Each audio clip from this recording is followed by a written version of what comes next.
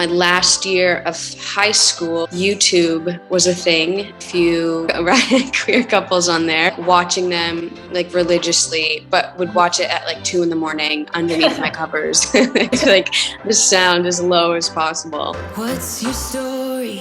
What's your sign?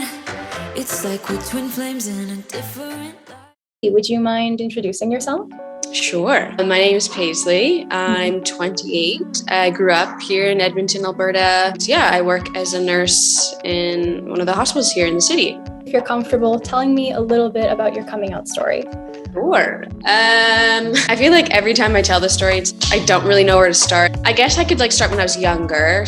I kind of had, I guess, a thing with a girl that I was close with. I think I was around 10. And at that time, I guess glamorized to have little flings as a young kid with a girl and a boy, but never with a girl and a girl or a boy and boy, same sex, whatever. And so if I was playful or kissing boys, it was cute.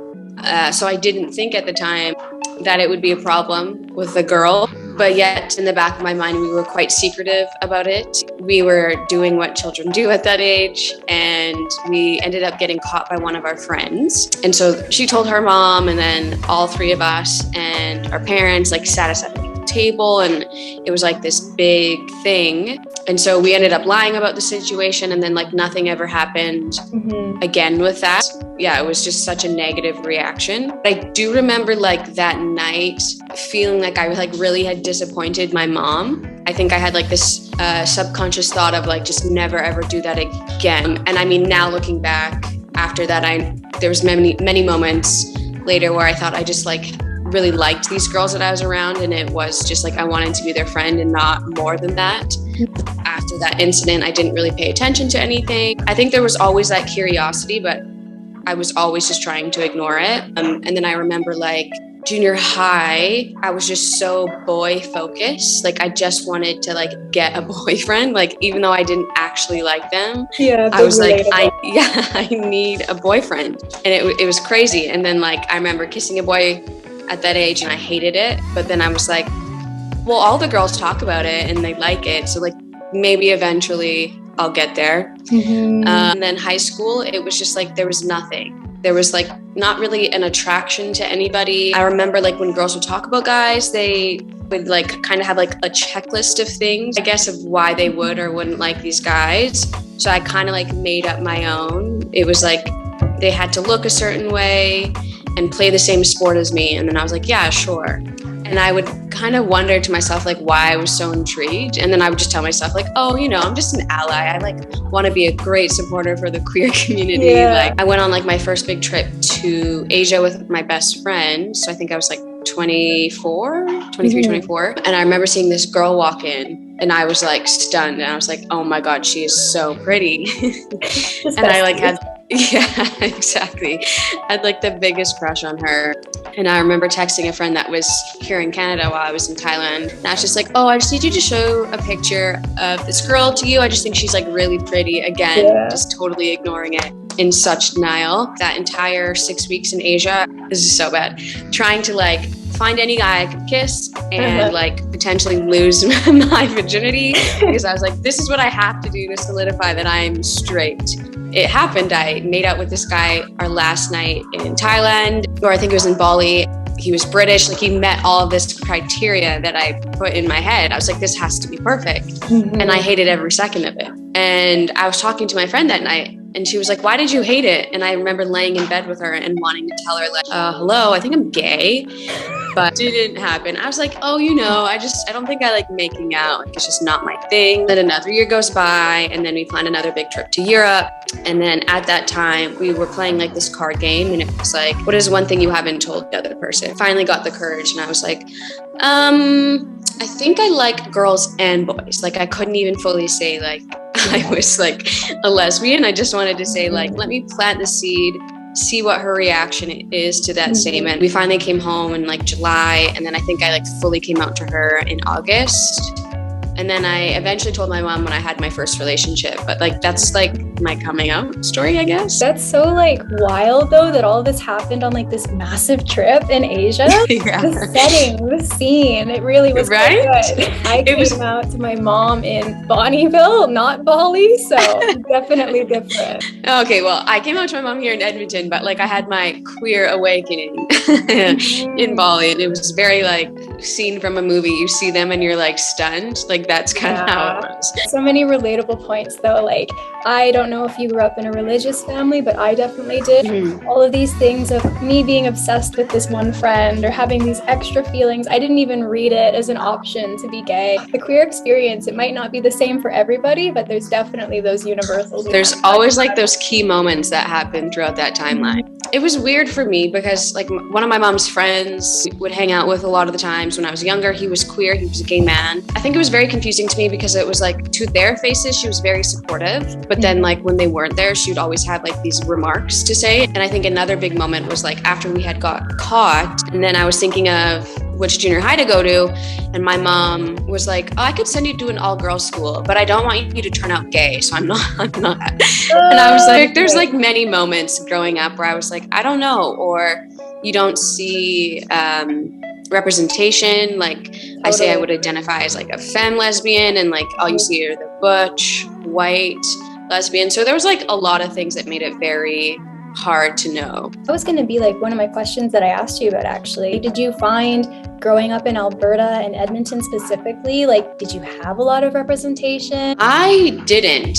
It was very strange. For some reason, when I was a lot younger, like queer men were always in my life. In elementary, I had a few friends that were queer, and then in junior high, but they were all boys. And so there was nobody around me that was queer identifying that was a woman. And then especially if they were identifying as queer, they were on TV and it was like Ellen DeGeneres. I do not look like them. I like to wear dresses, like all of these like stupid stereotypes that I didn't fit. I couldn't tick any of those boxes.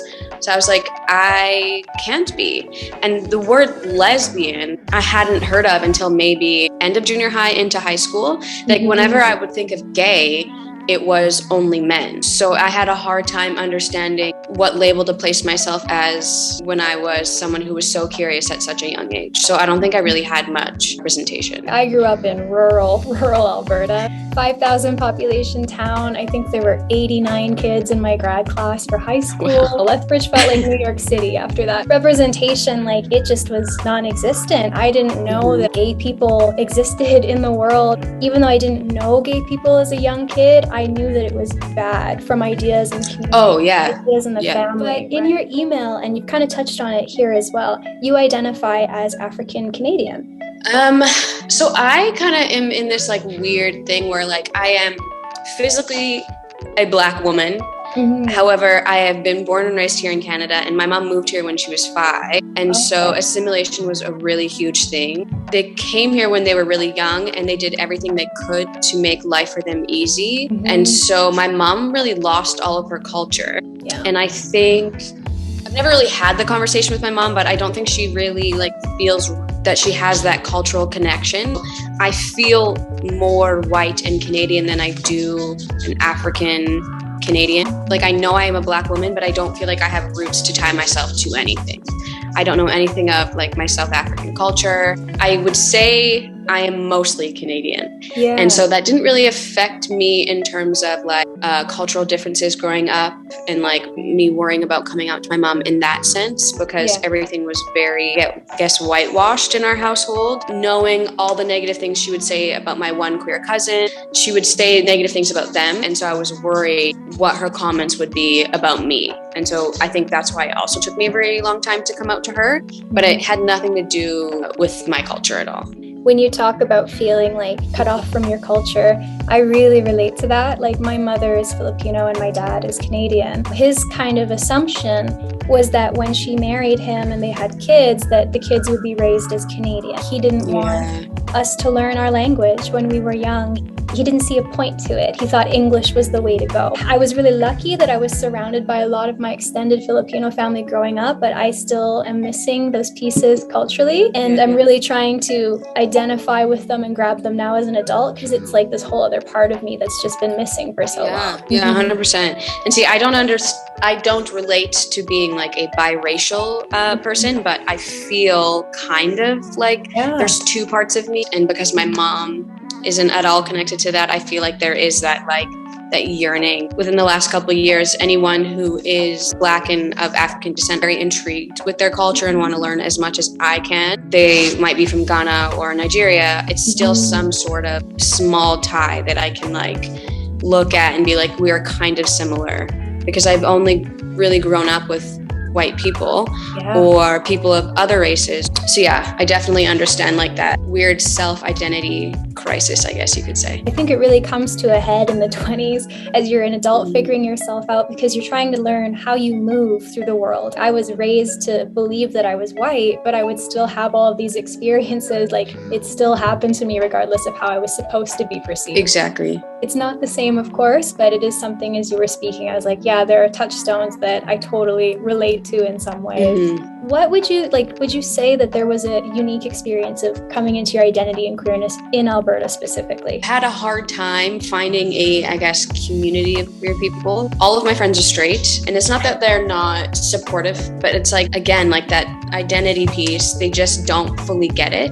I find the queer community, as much as it can be very inclusive, it also has ways to segregate people. And I'm not a queer white woman, and a lot of the things that like you'll see on TikTok and stuff about being queer is always related to white people. And then I find that is very much so true here in Alberta, especially Edmonton. I just feel like it's hard to find people that I have been able to identify with as well who are queer here in the city. So I wouldn't say I have like a queer community at all, unless like I'm like dating somebody and then like they happen to have queer friends. It's interesting to hear too, because living in Lethbridge, when you think of Alberta in like terms of where to find queer people, you're like Edmonton, Calgary, that's where the gays are. What would you like to say, if anything, to any other Albertans who might share those feelings and share that experience that you've had? Sometimes it feels invalid if you feel as though like you can't find that representation to make you feel seen or heard. But also for me personally, I found like the label itself was kind of the biggest, scariest thing for me. And sometimes that can be like a huge pressure to people. Be who you are, and if you feel like putting a label on it is absolutely terrifying, then don't label yourself. And if you feel like you come to a label that feels great, then that's great. And if you feel like you don't want one at all, that's totally fine. As soon as you kind of accept yourself and who you are, and like know that like you're just as much of a valuable human being on this planet as a straight white individual, you'll learn to like love yourself, and just that's kind of all you really need. But once you're kind of like accepting it out of the closet, life gets so much better. I'm still like in the closet with a lot of my extended family, but the main people that need to know, like my mom, my dad, and my brother, they know. And as soon as I told them, I didn't even realize that I was carrying that for so long. It was like a physical sensation of just, better. I agree with that. I will say though, never have to stop coming out. I did not realize that like once you have your big coming out story that you literally come out every day to new people, and it can be quite exhausting. And also something that people don't really talk about is like, as much as we think 2022 and like people are more liberal and understanding, still like that element of safety when it comes to like meeting new people and having to come out is actually still quite scary, especially in like workplaces. When you have heard like them say negative things before in the past, it's kind of like, I'll just let them perceive me in whatever way they want to perceive me. And if that conversation comes up, then I will definitely be honest about it. It's not that you're lying, but you're choosing how much to share about yourself to keep yourself safe. And that's okay. And it's not that like you're ashamed of who you are or whatever it is. It's just that you're recognizing how there are some people who have judgments that can make going to work harder or whatever that situation is for yourself. But I try my best if I go into new situations to always like be upfront about if I'm dating somebody, and always like being like she. I think it is important to know that not everybody will be kind. What I was going to touch on is I think this speaks a lot to visibility in Alberta as queer people. And like how you even talked about earlier that visibility for what gay looked like was gay men or was white people on YouTube or on TV. Like even us just asserting ourselves in these conversations by making it a normal thing to say like, I went on a date with this girl or talking about my ex-girlfriend. Like, I think that's so important because we have the right to take up space. I think it's that taking up space is such a huge concept because all we did was hide for however long we were in the closet. And now it's like we've stepped out of the closet, but like we still have the closet to like almost lean on. But yeah, I think visibility is so important because I went to school, nursing school with this girl. I never said to her that I was queer. And somehow somebody had asked her and she was stunned that they asked her. And she was like, no, she's not, she's straight. And then she came to me and she was like, oh, so-and-so asked if you're queer. And I was like, I am.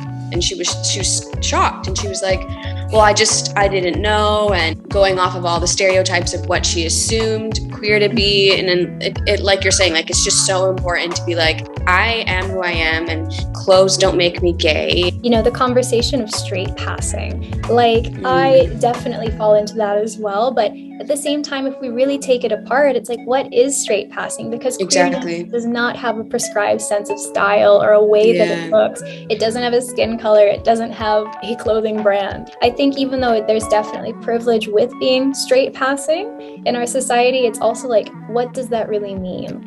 Speaking of like not clothing and like brands, I think again, in any community, whether it's just being a Black woman or in the queer community, the people in our community create those problems. On TikTok, when it's like, oh, you're this kind of lesbian because you have Doc Martens or Birkenstocks, then you're this kind of lesbian and you can't be any other kind of lesbian because you dress a certain way. Like, we are part of the problem. Like, why must we always work or find a way to segregate people? I think that's kind of a huge issue in and of itself. And so we're going to use all these 700 different labels to identify ourselves and then segregate ourselves. It can be confusing to people who are outside of the community. And like, especially as you're saying, when you look at the proponents of those kind of like styles or identifications, it's most often white women or white people that, you know, that are really kind of championing that. And when you don't exist inside of that binary, it's where do I fit? Some of it, because when I think about myself at like 18 or 19 coming out and trying to figure out how to talk to girls or let anybody know I was gay in Southern Alberta, like I so wore the flannel and the snapback. Oh, like, yeah. It was bad. I think when you're younger, you're just trying to find that niche that you can fit into to be visible and identified. And then getting older is figuring out there is no niche necessarily. Like, you can just be yourself and be queer. And I think I even sometimes struggle with that now because I definitely still identify myself as a femme. Yeah. But then whenever I want to wear, again, this whole binary of this is a baggy shirt, so that means I'm dressed more STEM today, like always trying to remind myself to not be part of the problem and place myself in the box. Like, I still struggle with that. And I wasn't even out of the closet. I was trying the whole let me dress a certain way to maybe see if the queers can see that I'm queer, even though I haven't even said I am queer. Like, it's just... Yeah, I definitely went through that phase. Like, I come from anthropology, right? When we think about I'm dressing more femme or masculine, these categories even, they're performance. They're something that we actively do every day. And everyone knows the phrase gender is a social construct. But at the same time, it's so interesting that we feel these like gender binaries and powers so strongly. And I think it's so hard when you like are so aware a part of the problem when you're just trying to put clothes on your body. Like, these are clothes. They have nothing to do with gender. And it also has nothing to do with the label I choose to use. And it's also equally okay to be like, this is my label today. And if tomorrow it's different, that's totally fine. Kind of like that idea of a label being one size that you wear for the rest of your life. Like, I think it's definitely something that we're challenging now in our experiences and understanding of queerness. And like, you are totally okay to change your mind. We're definitely making steps in the right direction. One of the people I interviewed, she came out later in life, and she was talking about how for people from that generation, since they had to like really fight for rights and visibility as queer people, labels are very much like an important thing that they hold on to. And she was talking about how it is a privilege for our generation to be able to say we don't want labels, because for them it was like without labels they didn't have any legal recognition. So that was really interesting. I never thought of that. I always I'm like, okay, yeah, we need to pay homage to the trans community for sure. And but wow, I never thought of that. That's so true. Privilege in all aspects, you never realize you have until somebody points out. And so to think that I am privileged to be able to choose a label and if and when I want to use it, that's wild. It's both like the weight of that privilege, but also how lucky are we, like, even though there's still challenges in Alberta for sure with queerness, we get to come to a point where we can say, I do want this label or I don't, versus the previous generation that had to really fight to even get the label. Or like the freedom to get paid because we're queer. I really never thought about the privilege of a label, but that's awesome. The idea of what an Albertan is. I think, again, maybe that's hard for me because identity is something like I don't really see myself as like a diehard Canadian or Albertan, but like, I don't see myself as anything else.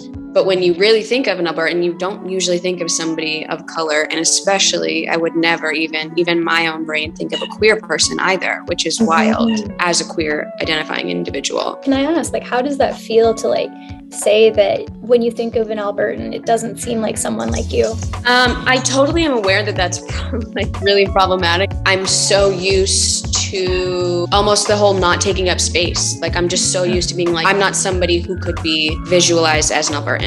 Because like even still to this day, you get the horrible white people that are my patients and they're like, well, where are you from? And then I'll be like, born and raised here. And they're like, no. I mean, like, where are you from? You know? Yeah. So then it's like, okay, well, I can't be an Albertan because I get this question still. And I'll probably get this question for the rest of my career. White people are always shocked when they see a person of color who's born and raised here, because then they're always like, oh, wow, your English is great. You don't have an accent. And you're like, no, I don't. This is my home. Like, I don't know why that's such a hard concept for you to wrap your brain around. But that could definitely tie into it for sure. Just getting hit with like waves of hearing you say that. The same thing happened to me. Like I've worked as a barista, as a server, all that sort of thing. And every time I did a job like that, I would inevitably get comments like, why are you so exotic looking? Where are you from? Is your skin naturally that color? Yes. And the thing is they think they are so entitled to say those things, and they have every right to question us as if we are some art project on display and we want you to make us absolutely uncomfortable every single day. My skin color gets commented on. Always referred to as some sort of food, or my hair is always a huge topic of conversation and they always want to touch it. Like I get that every week when I'm at work. Maybe that is also a reason as to why I can't really see myself as an Albertan, because some people still can't grasp that like Black people exist and we can change our hair, and because no one wants to educate themselves, they're just going to look to us to be that source and then make us feel other all the time. It sounds like what you're describing is you've had a hard time identifying as Albertan because all of these other people have pushed you outside of that box just daily in these interactions. Yeah, and I think like there are, I'm sure, a handful of people who are genuinely trying to do it to be kind, but I think a lot of it is like naivety and ignorance. It's also hard because then that handful of kind people, they do it to get patted on the back at the same time. Like, I'm this white savior and I'm asking these questions, so I must be amazing. I don't know. I just think it's so hard. And again, working in a space where it's majority white people, our education system is taught on only white skin. Like there's so many problems within the healthcare community that when you have people of color who are doctors or nurses, everything is assumed that you came from a different country and that maybe your knowledge is different. There's so many things that play into me having a hard time with that identity of being an Albertan. I was reading an ethnography, which is, if you're not aware, in anthro, that's kind of like what we call the text that we write when we go into the field and we study and our research. It's an ethnography. Yeah. And one of them that I read was actually talking about Asian immigrants to America and looking at people that immigrated in like the 80s and 90s versus those that are immigrating now.